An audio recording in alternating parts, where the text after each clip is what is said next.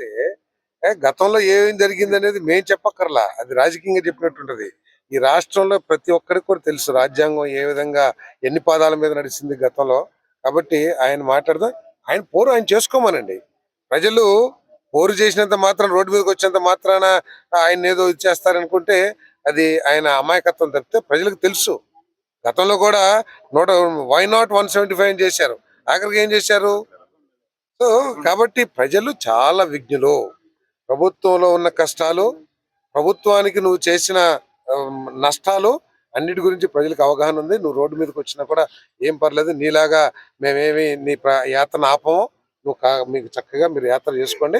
ప్రజలు దైవ సమ్మానులు వాళ్ళు చక్కగా నిర్ణయించుకోగలరు.